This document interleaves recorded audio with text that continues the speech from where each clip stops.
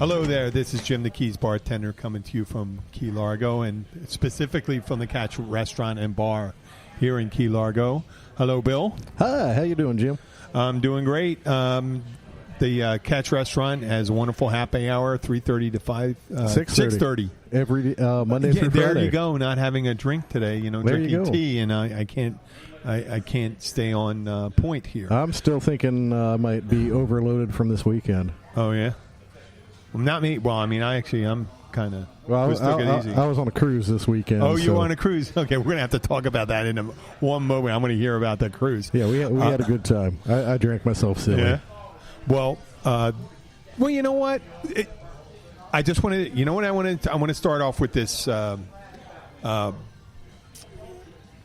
charity right here. Okay. It's called KISS, and it's Kids in Special Situations, and it's children in need. It's kind of a local. It is a local Toys for Tots, and they do an intensive.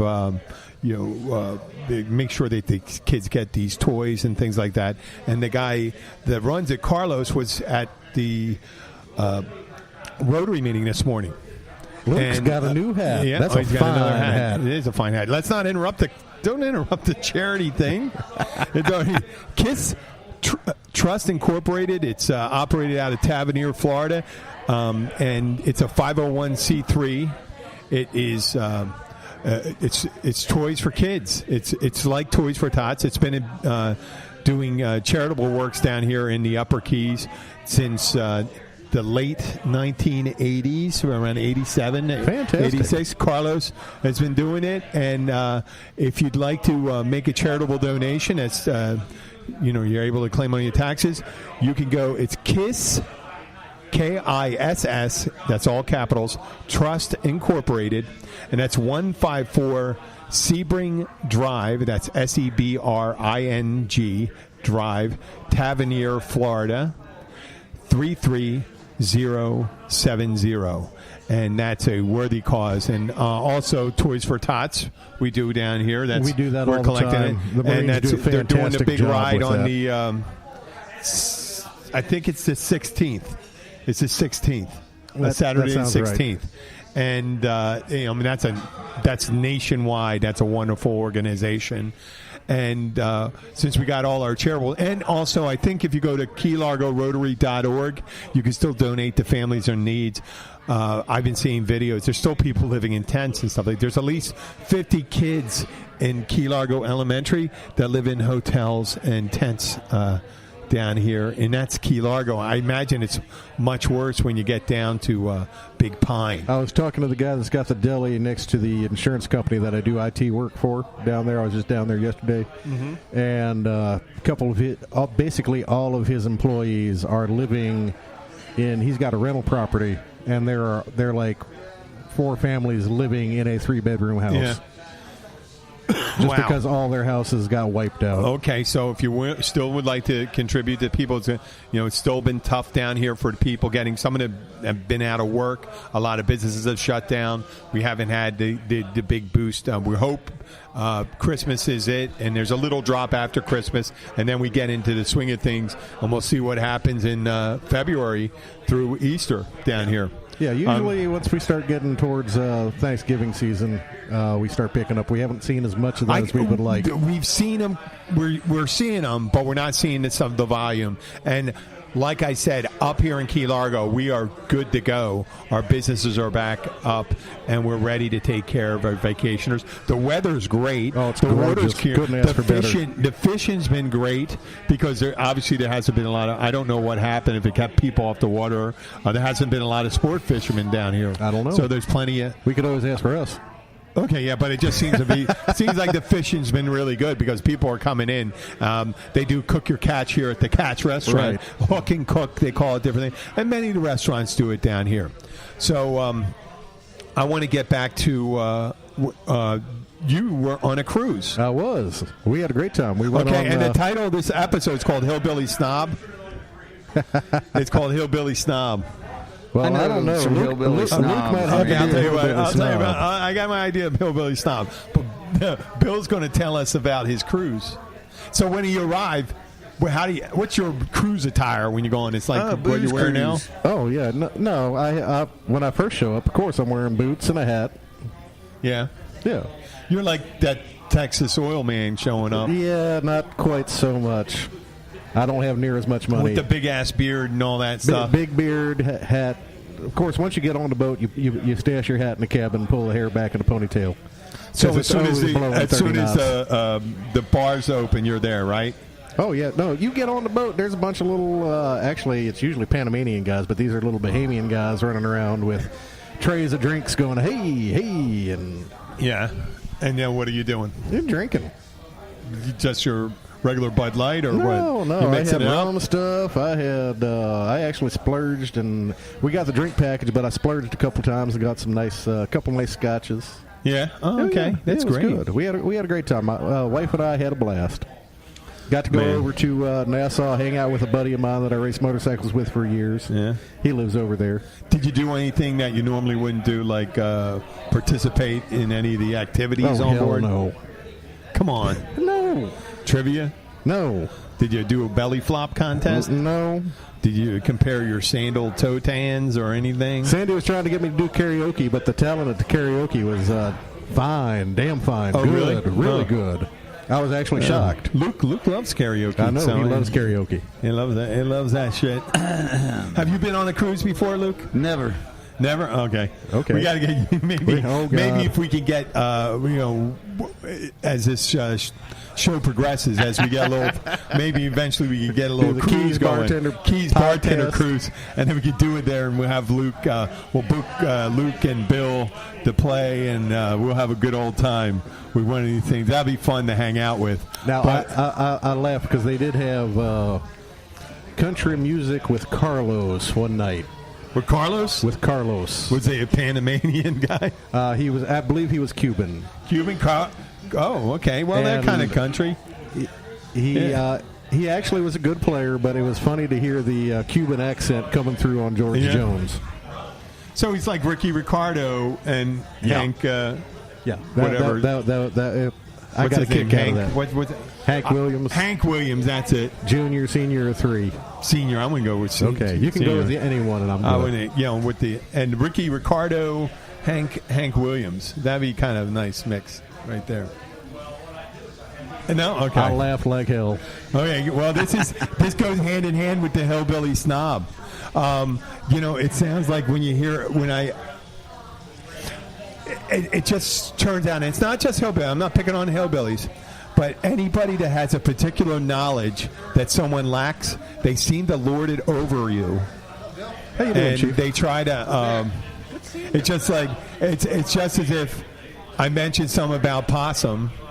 And, you can put it in a stew and stuff like that. And then one of the hillbillies going and say, you don't put possum in a stew. You make it into, you use it on a grill or something like that. It's like anytime someone has a possum in a can. There you go. That's it. If I was wearing overalls, what do you do with those overalls? Why are you wearing Timberlands with overalls? Or that hat doesn't go with that T-shirt? Or now there is always the big argument between Levi's, Lee, and Wrangler. There you go. Well, I'm a Levi guy, so I'm a Wrangler all the way. Wranglers. Okay. I like. Wait, Lee. Wait. Okay, jeans. I like whatever's on sale. Yeah. Okay. And I don't like jeans anyway. It make my balls chafe. Okay. There you go. Well, you could try underwear one time. Yeah. See, I do have underwear, but it's I'm only old underwear. And I sweat. The bottoms come out of it. Most of my underwear is wore out. Mom, I need some underwear for Christmas. How much we love to talk about your ball sweat. We'd get on to the classic snobs. You got Thurston Howe and Lovey, right? Oh, yeah. Mrs. Smells. Remember that from Caddyshack? Oh, yes. Yeah. Come down to the yacht club and you can boogie to some groovy music. Did I do that? Was that pretty good? Yeah, you did pretty good. We'll get down. And there's Mrs. Drysdale. Oh, yeah. She always got, but you got to think of it. Every time something like Granny or Jethro or Ellie Mae, when Mrs. Drysdale didn't know what was going on, they would go and say, "Are you kidding me? You never had raccoon before?" Or something like that. And that's kind of the reverse snobbery. And that's how they thought they thought they had that's first class eating up in the hills, and they wanted to share their first class eating. No, but if you show up someplace and you don't behave correctly and you're not. It's almost any group, and I'm laying off the hillbillies now. I'm just talking about any elitist snobs are not just wealthy people. You got people that have, I believe, if someone has a particular knowledge or skill or physical attribute that will try to lord over you. Oh, yeah. You know what I mean? So if someone's particularly attractive, big, strong, wealthy. Rocket scientist. I got that there, Remember, what made me think about the hillbilly snob was when we were a month ago, we were talking about, false teeth. If they're not your false teeth, they're totally worthless. And then I was corrected by both of these guys. I got Luke and Bill saying to me, you can use someone else's dentures as long as it's a full plate. And I go, that's a hillbilly snob. Because I had no idea. Yeah. That's a particular knowledge they had. And it's not, I don't know how to cook a possum. I don't know what a proper stove would be. Too. Or, I can do that for I wouldn't wear those overalls with that hat. But, okay, wait. What's that sayings you have? There's the banjo. You couldn't string a banjo if your outhouse were crooked. Don't recall. I just made that up. Okay. As if Grandma didn't know her moonshine from kerosene. That's pretty good. I made that up. You like that one? Yeah. I just made it up. I was gonna as good as corn cobs in an outhouse. That's not real good. Well, no, that's good. But you need a corn cob, an empty corn cob to wipe your ass. No, you'd much rather almanac, have a man. Sears catalog. Yeah, Sears catalog, almanac. They don't make a Sears catalog anymore, so you're back to corn cobs, Jethro. Yeah, I'm gonna pass on the corn. So we got Charmin. Okay, what other? I made up three. One of them was good. One was all right, and the other was bad. Okay, I want to hear. Do you have any other kind of thing you throw up someone? Hey, boy, you're stupid as a. That boy's about as sharp as a bowling ball. Well, that's Foghorn Leghorn. Yeah. That's Foghorn. That's they had a lot of good Looney ones, Tunes. Foghorn Leghorn's got some true wisdom going on. Okay, we're going to move on to the fishing snob. Oh, man. The fishing snob. There is nothing worse. Oh, my God. You go on a boat and you don't know. Okay. No, there's nothing worse than the catch and release bonefish guys with the $6,000 fly rod set up going out there bitching at you because you kept a snook. Yeah, well, what the fuck? I don't know this. That's why I'm paying you. Yeah, they're like, nah. You're taking on a. Don't treat me like an asshole. Yeah. You know? Or you go out and it's, there's the weed line, and you should do this kind of bait you should use here, and this is how long you should drop your. My hopes for a weed line are a little different. No, and then there's how to hook on a lure, when you hook them, how you reel them in. I mean, there's a whole bunch of shit they don't know. They don't know that you're supposed to use the silverware on the outside and go inside when they go out and eat some of these guys. And some of these guys are kind of well off, and that's all they do. So that's a fishing snob. And then you got your boat snob. Oh, God. That talk about shit about their boat. They talk about their boats, their engines, how you tie a knot, how you hook up. Here, tie me off here. Well, I've never done that. I mean, I did do it before, I did it on a sailboat. But they would just throw you a line and expect you to know what the fuck you're doing. Yeah, I don't know what the hell's going on. Yeah, drop the bumper. Drop the bumper in between the end of the dock. You're going to do well, what the fuck? Why don't you just do it yourself? My wife was in the Navy, and she don't remember none of that shit either. No, but they go and they ask you to do that. Well, that's and then because she was an AD. No. She was an armorer. Yes. She played with bombs. I was a bosun's mate. I actually tied knots and did that shit. Oh, yeah. Well, you're supposed to know that shit. But then if you went up to the engine room or anything like that sometimes, there'd be a ton of shit you might not know. No, the only thing I know about the engineers is they always have a still. Yeah, and there was you had air threat, you had missile command, you had all this different areas on this. But with a boat snob, at the end, you'll be on their boat and stuff like that. You're ready to leave and you forget, hey, don't you know you got to clean up? Help clean up. I said, no, why don't you tell me? Just let me know Just what I let need to me do. know what I need to do, happy. where I shouldn't go, and don't expect that stuff. Oh, my God, if you go on a sailboat, luff that sail. Could you draw the line on the mainsail? Could you? What, you're up there with a magic marker? Oh, really? Okay. Yeah. The spinnaker. Come on, we got to let out the spinnaker.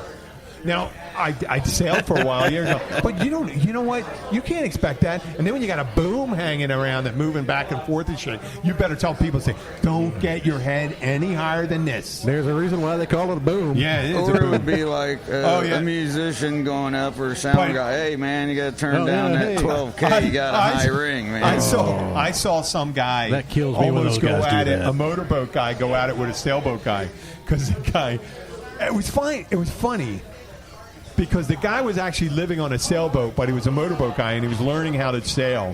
And I said, hey, you're a true sailor. Now you're a true sailor. And he goes, I don't know why the fuck these guys say that all the time. Like, if you have a motor, you're not a real sailor. Well, you're not a sailor. You're not sailing. No, you're motoring. You're motoring. Man. So you have the bar snob. Oh, the bar. There could be the wine snob, the cocktail snob. There's a bartender. Snob. I'm a beer snob. Beer snob. Okay, no, but they come in and they say shit about the beer, and they'll talk I'm a about, beer well, I snob only too. drink this. Yeah, I don't drink Budweiser that. sucks. I don't drink this. You don't have Bud Light on tap? Oh, yeah. Man, I don't drink. Well, Life's too that's short to drink That's crappy back to the American hillbilly beer. snob thing. That's back to the hillbilly snob. I'm talking about someone who says, well, what kind of IPA you have? What other one? Can you tell me a little about it? Or the wine people. And we got somebody that comes in here, one of our regulars that comes in, and he fancies himself a sommelier, a wine expert. There you go. And they'll start saying shit, and I go, they didn't. This is a part of the wine. Let's go to the wine snob thing. They did a study, and they found out after all this rating shit with wine, that once a bottle of wine was over $30, most people don't know shit about wine. Oh, I don't Most know people shit don't about know the wine. difference between a box. Giant. But if you give it to them in a glass, they won't know if it came from a box or a bottle. Yep. With Okay. a screw top or a pull cork. Yeah, and they'll use it. And they'll use it like that's all they And know. you can always tell Mogan David that shit's just nasty. You know? Well, wait. Mogan David is a sweet wine. What if I it was a threw the sweet? shit What up if, out of I know, that, but man. what if it was an expensive dessert wine and you switched it out with Mogan David? You may not know. You might get away with that. Little Manischewitz with you? My sister did. My sister was a wine snob at one time, and my dad gave her a dessert wine and said, "What are you tasting?" It. She goes, "Banana, some fruit, and other fruit, and all this stuff." And she goes, "How much? How much do you think it cost me?" And he says, "This is real kind of elite." And Boone's Farm? It was Boone's Farm Banana Red. She said, "Oh, this is very okay." That's fantastic. The bar snobs, they'll come in and says, if you're making a drink, everyone has their own goddamn old-fashioned mix. Their Manhattan, their mint julep. You got a way you make your drink. You got a way you make. I may have a way you make your drink. If I come in and I want to drink a particular way, I ask the person to make it that way. I don't make an assumption that they make it my way. Yeah, because there's many different old fashions as there are bartenders. Yeah, well, a gin tonic is a gin and tonic, right? But once you get an old fashioned, and also a martini's a martini. It should always be the Pretty same. much. Should always be the same. But once you get into mint juleps, mojitos, old fashions, it's all you got to. I hate those drinks because everybody else that's thirsty and wanting a fucking beer has to wait on some fucking foo-foo head with a foo-foo fucking drink. Takes a bartender 10 minutes to fucking make. It pisses me off. I just want a beer. You know what? If I have the ingredients, it takes me about a minute. If I'm ready for it. It feels like forever when you're thirsty. I know. It takes me about a minute when I have the ingredients. But sometimes when you're not ready for it, you got to look for them. And then, when you're at a place that someone said, they're here. Now, this is a fun place. We have a full bar. We're middle of the road, and we got some nice call liquors and stuff like that. You guys have but some when nice you start items. asking for all these different scotches and stuff like that, we're not a scotch bar. We got Johnny Black, we got Doers, Johnny Red, there's Glenn Fittich, You got Glenn Fittich. Levitt, and that's it. They got Johnny Blue. Oh, do that? They got Johnny Blue up there, believe it or not. We got Johnny Blue. 20? Who did Johnny blow? Johnny Blue. Yeah, Johnny 20. Blue. What do you mean 20? Blue who? 20 for a little rock Oh, slide? it's more than 20. 20? It's more than 30? 20. Johnny Blue. Johnny Gold, maybe. Was Gold higher than Blue? I don't know. But here, I'm sounding like a bar snob, but I'm not a bar snob. A sports snob. Oh, that would sports snob. They go like this and they start talking Holly's about a sports snob. saying shit like you don't know who the best receiver is. And my defense, if you're just spending the whole week building your fantasy team, we're not going to know shit about what you know. So don't try to make anybody feel like a piece of shit. They're not going to feel like a piece of shit. Just let me watch the game. I'm still not going to care. That's good.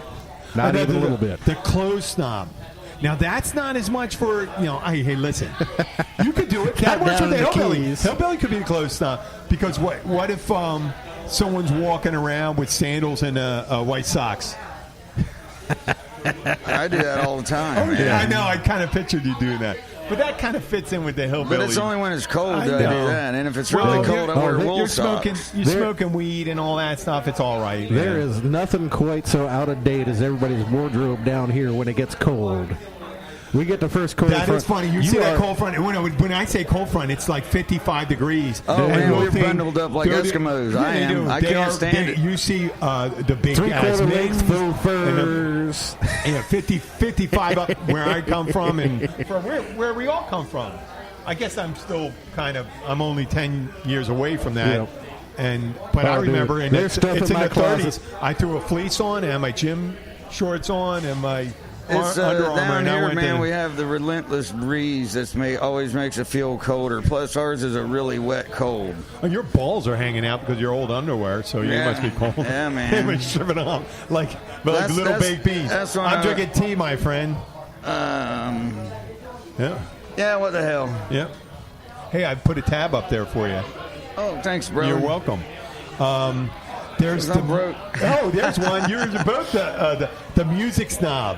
You guys are music snobs. Oh, I'm a complete music snob. Yeah. Music snobs. And I always have been. You're HillBilly and music snobs. I've gotten better. I'm a little more open-minded. An IT snob. I have not gotten better. Luke bitches at me all the time about, why don't you play electric, but why don't you do this? It's like, look, if it's not bluegrass-based stuff, I don't want to play it. Is that it? Wait. What's that? If it's not bluegrass-based stuff, I don't want to play it. No. And he bitches at me about it. He's like, why don't you learn that song? I'm like, I don't want to learn that song. Why the hell I want to play that song? Well, over the years, I've gotten to where I enjoy playing all kinds of shit, man. I know. I have a good time playing a bunch of stuff. And don't let Bill fool you. I've heard him play reggae and shit Since before. I moved down here, I have expanded my musical taste. Get that mic up there. Okay, there you go. Yeah, I wasn't hearing you. But, Cody James, he reworks a lot of songs that he worked. I heard him do did he do a U2 song? Not that I recall. I heard someone covering a U2 song on a country station. Well, it sounded great. You can rework almost any song, I think. If it works, obviously it has to be. We change a bunch of stuff into bluegrass covers. Yeah, you could cover almost any pop. How about like a Beyonce song? Oh, God, that shit ain't even music, no. man. Are you kidding me? If you listen to the lyrics on that stuff, it's just... Have you heard Richard Thompson doing... what? Oh, shit. Oops, I Did It Again. Britney Spears. Is it good? It's fantastic. Okay. Of course, it's Richard Thompson, so it's going to be good. I have no idea. That's a music. And then shit, I lost my phone. Oh, you lost your... I have no idea what time it is. Go and look for your phone. 5:22. 5:22. Oh, I got to go in 8 minutes anyway. I probably left it in the van. We got your science. Thank you, ma'am. You got your science and your science snob. Or geek snob, nerd snob. Religious snobs. No. The snob. I'm in another world when it comes to that. Because I can kind of I can talk some of the nerd thing. And then you got the computer geek ones. I can be guilty of that. You could do that. So you walk in many. I can't do that. Yeah, I'll walk into a new account and just look around and go, no, you can't pay me enough money to do that. Really? Oh yeah. I'm retired from that shit. Unless you got a sweet gig, I am not going to walk in and. There's a Comic-Con nerd too. Your 20-year-old shit that's been sitting here. No, I can't make that work. Thank you. Goodbye. Well, I know that happens, but when someone when they start talking to you about user interfaces and things like that. I had to, today I was on there studying what machine learning was, and I thought I confused artificial language. Machine learning. It's different. What's machine learning? Machine learning. There's machine language. Machine learning is how algorithms set up that and there's all different types of way a computer or can learn through trial and error, through a either or a. Well, that's artificial intelligence. What? Artificial intelligence. Different. They're different. Yeah. Machine learning is different from artificial intelligence. That's so strange. That's why I was having a hard time, because now it's a matter of tuning your algorithms for the correct answer for the majority of the question. Like those. What freaks me out, because I don't understand none of this shit, is how they, like, a search engine has these algorithms. Exactly. It's a decision engine. And that's what machine learning whoever is. the fuck came up with that shit's way smarter than I am. I'll tell you that. 2 letters and it comes up. You're like, damn. Yeah. That's reading my mind. And learn from your previous choices. Well, that's bizarre shit too, you know. But I do like the fact that my computer knows all my shit for me, because I'm totally helpless if my computer doesn't work. I have no idea what any of my passwords are. I have everything programmed into my shit, because everybody. Okay, let's give as much information about Luke as possible so they can get into all his banking. Don't say that on there. You can say that. Dude, I have gone into multi-million-dollar medical practices, and the guy's asking me to leave his bank account on his desktop open at all times. That's crazy. I'm like, dude, do you realize that I can walk in here, go bip, bip, bip, bip, bip, and send all your money to me? Yep. He's like, oh, you can do that? I'm like, man. You know what?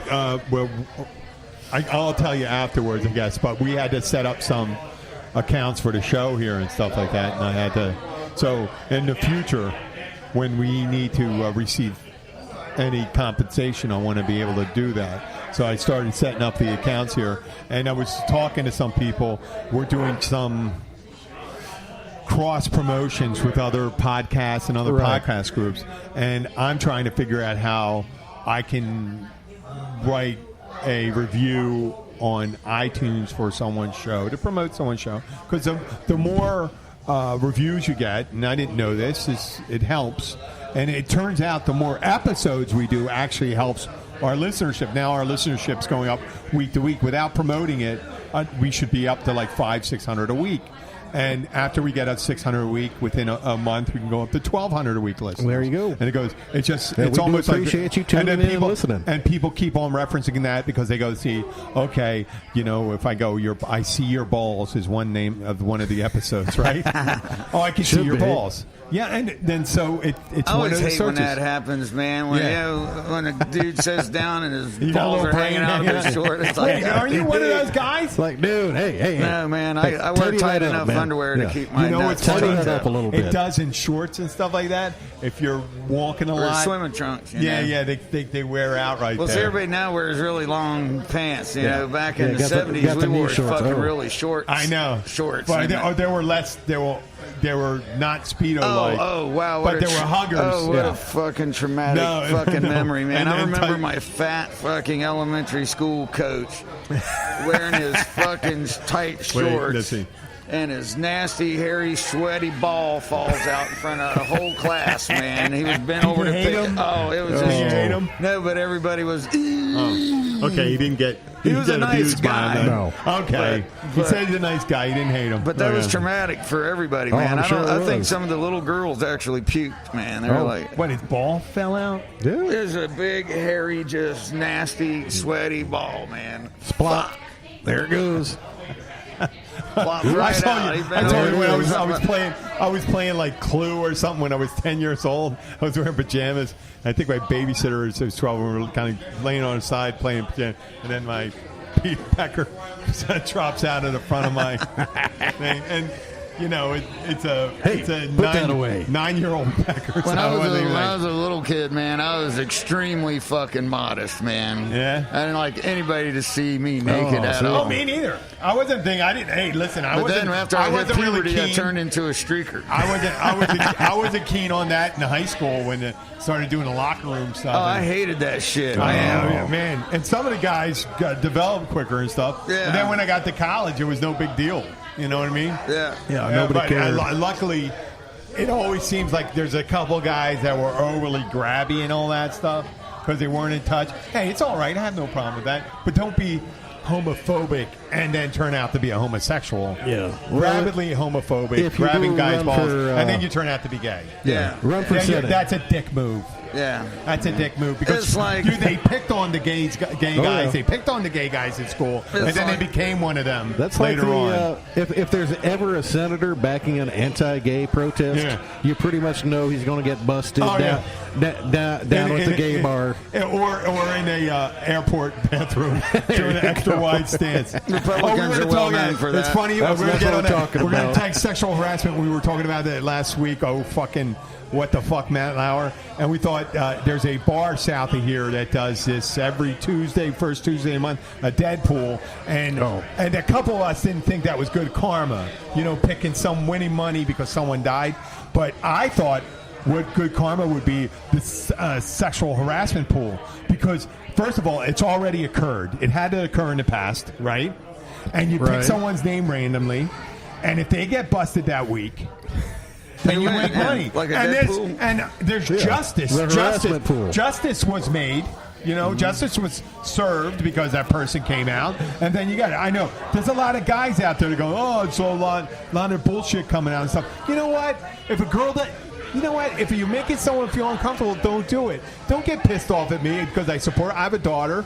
And I tend to agree with, you know, a lot of guys say something. But if you watch this show, like the 70s show, they do a lot of ass grabbing on there and hiding in girls' closets and stuff.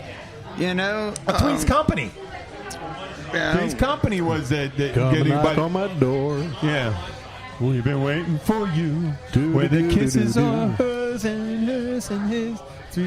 I knew too much fucking that song. Hers and hers. So, but no, we do that. We could put the names up there, and it could be. Just think of anybody up there. Think of that guy, Neil deGrasse Tyson. Guy? Who's the guy in the wheelchair? Stephen Hawkins. Well, he can't I picked two move, scientists. Okay. Who's the guy with the crazy hair and plays the saxophone? Michael Bolton. Kenny G. Oh, Kenny G. Michael Bolton, yeah, you got the thing. Michael Bolton definitely. I mean, he's either grabbing a girl's ass or a guy's ass. One or the other. Yeah. I don't know about him. One or the other. Barry Manilow. With Barry a guy. Manilow is gay. Yeah, but it doesn't matter. You can still arrest. And so I'm justified because for years I used to say, I know he is gay. Oh, come on. I always knew Barry Manilow was I write gay. the songs and make the people- young girls cry. You know. He's always been. Because He's still a great songwriter. But that's not. It's not. Oh, it's all right. It's a shame he couldn't come out earlier. Well, he couldn't It would have been have. awesome. He couldn't have, man. And he's sitting there, man. All these chicks throwing underwear up on the stage at him, man. No, that really Barry Manilow? happened. Yeah, man. You ever see the stage at a Barry Manilow? Oh, I It's like full that of bird underwear, chin man. and that weak nose you have there. Barry. Barry, you touch me. He was a You touch me, fantastic Barry. songwriter. He was Yeah. singing songs that made young girls wet, is what he did. Yes. Okay, how about Liberace? Did women ever throw their underwear up for No, I don't think so. He was butt fucking ugly, man. Bless his heart.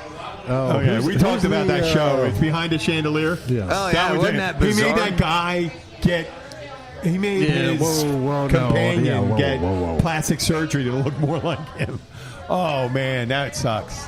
Yeah, that's you know a little what? weird. And it's from being closeted. I think it's This wonderful one's that for my people are out buddy nowadays. George. Oh shit, I gotta Oh, go. you gotta go. Yeah, All right, Luke's gotta go. fellas. Okay, Thank you, man. Luke. We appreciate it. Take care, man. All It's righty. good to see you.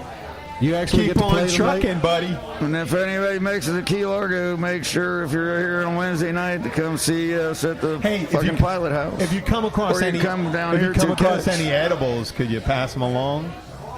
We ate all the edibles that God Kimberly damn came it. home from Oh, California man, holy with. shit. I think we might be able to I ate the point you in last the three right gummies direction. the other Yeah, let's day. get some, man. You know what? I'm in a good zone right now, so I'm all right. I mean, I'm in a low stress zone. There you go. Yeah. So this last thing, we were talking about sexual harassment and all that stuff. Today came up. We were talking about some guy comes in here. We're talking about a murderer. Okay, a guy was convicted of murder down here. The guy with the drug dealer thing here in Tavernier. Yeah, I saw that. Yeah. Yeah, he got convicted. Did he? Yeah. There was a first degree, I think. So what happens? The guy's defending him, and he says, "Okay, that's that guy was set up." Was he? No, that's what he said. Oh. He said that guy was set up, and the tape that they caught, this was a murder that took place 2 years ago in Tavernier. Broke in, a guy. killed Okay, everybody. I'm going to give you fill in the blanks on this. A fisherman comes across a big brick of cocaine, like maybe 40 kilos or something like that, a huge amount, and he decides he wants to sell it, and he gets in touch with a couple mid-level dealers or low-level dealers and starts having them sell it for him. And during the process, the seller wants to start renegotiating the terms. Yeah. And the guy who found it, now this is what the came to the conclusion in trial, didn't like it. He went over to visit him. The guy was living with his fiance and two kids. Their kids go to school with my daughter, and he ends up purportedly killing them. Now, the guy that drove him, a guy went along. He testified against the guy that was convicted. So today, this guy comes in and says, "Well, the tape that has him in the neighborhood was erased that day, and the images they recovered was something blah, blah, blah." And then he goes and says, and 6 months after that happened, the state's attorney committed suicide. So they think that maybe the state's attorney was the one that, was the one that erased it. This is what he's saying. I said, well, okay, why don't you just go to Miami Herald, write a note, or to the Innocence Project?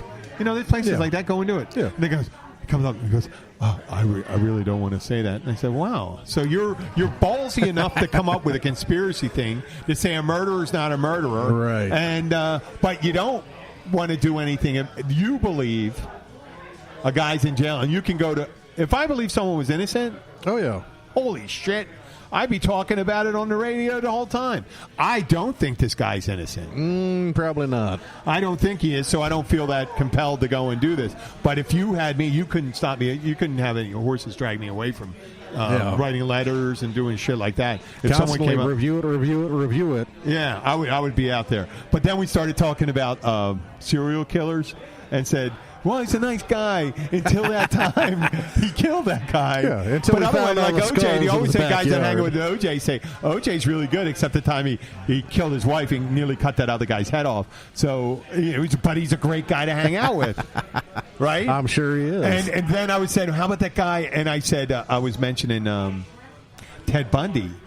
And he was really charming. I'm sure. And he charmed the pants out for girls and stuff like that. And killed a sorority. Went to sorority, I don't know if it was a sorority or a female housing thing on college, but he got in there and he killed a bunch of girls and all. But besides the other ones, he's a charmer. But this guy started saying, "Oh yeah, but he liked guys though," and he started going, "But he's in Minnesota," and I go, "You're talking about Dahmer? Dahmer's not a charmer." No. I think when he said to the father, said, we found his thing, the father looked at him and said, he's like, well, father went, I'm not surprised. Anybody knew Dahmer goes like, oh, yeah, that guy.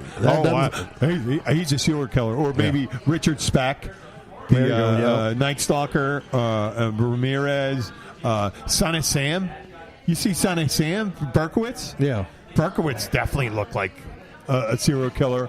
The ones that look like one. John Wayne Gacy, a clown. I apologize to people that are clowns out there, but if you think the guy's a construction worker, a clown, he buries 36 guys under his house.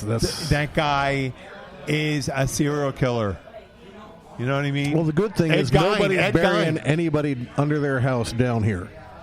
No, you can't because it'd be really hard. They'd have to chisel that coral up. You'd have to be out there with a bobcat. All you have to go is 28 miles north here and go into Everglades. Yeah, just dump the body off the alligators and they'll chew that up. But that I don't mean to end it on a downer note, but there's when someone said, "Oh, well, they didn't look like a killer." Well, I mean, that's the way a killer is. Well, I don't know. I mean, if you walked around and looked like a killer, I mean, these gang members out there and stuff like that, they got the tattoos on the face. Yep. They look like killers. But, there's guys that who was the guy? The BT. He was out in not St. Louis, Kansas City. I'm not sure. He was called Bind, Torture, Kill. BTK Killer. BTK Killer. And he was doing it for like 15 years. And the guy was sending these notes out to people. And you don't know. Some people, when they catch them, they go and say, I guess you don't want to admit culpability. Right. You're going to look at it and say, well, the guy did have his whole basement was blacked out, and he was running a chainsaw really late at night, and he wasn't cutting any wood, and there was a lot of screams going on. But I thought he was in a heavy metal band. He was just experimenting with different instruments. What the fuck? That's a little far-fetched. No, but I was talking to a friend of mine down here, and then the Keys, normally in the Keys, there could be like just a couple murders in the whole county. Yeah, I mean, if there's one a year, that's actually we just had a big one. No, but what they're saying is because after the storm, right? It just changes. Yeah, normally brings a lot of different people. Normally it's one a year, and normally it's transients. Yeah, well, it's going to go back to normal now. But right after that, there was a lot of people coming in here looking for work. There was laborers and things like that. Not that laborers are more likely, but a large body of people can come in. And you can be more anonymous, right? Being in a group of people. That's why cities and towns. That's why you don't see like serial killers in small towns doing it. Yeah, because they're more likely in Tampa, New York. That's the thing with the Keys. It's such a small, tight community. It's like you're going, hey, that boy's wrong. Yeah, and already. You can't. It's hard to be insular. Well, you can be insular, but you're going to live in the mangroves. Well, and dress in bags and walk around and. Yeah. Oh, well, we're going to finish on some high note now. Yeah, let's move back to some. Let's talk about old stuff. Guy experience superhero shit. That's why I like to call it. Mike Myers used to do this bit called Middle Age Man on Saturday Night Live. I remember that. You remember Middle Age Man? Hey, and there's stop looking at my gut. I'm working on it. So, since the wife's cut off fried food because my cholesterol is high. And I'm sure a middle-aged woman has the same thing. But there's a lot that, as a young man, I used to hate shit like that, getting advice from older guys. So look, this guy Ray I used to work with, he was a manager of mine. He was a friend. He kept on, he said, anytime I would be, I was thinking about getting engaged and stuff like that, because don't do it. Don't you do it. Don't do it. The Seriously, fucking you're man. getting wouldn't be it wouldn't be worth the fucking you're getting. That's what he just said. And never say a woman looks fat or agree with a lead-in question about being fat. To them. My dad has this one. Does this dress make my ass look big? Yeah, this is old man. This one guy, old man Mike, used to, in a catering place, he used to take these little stubbies of a bottles, all leftover liquor. There you go. And we'd have like 50, 60 bottles left.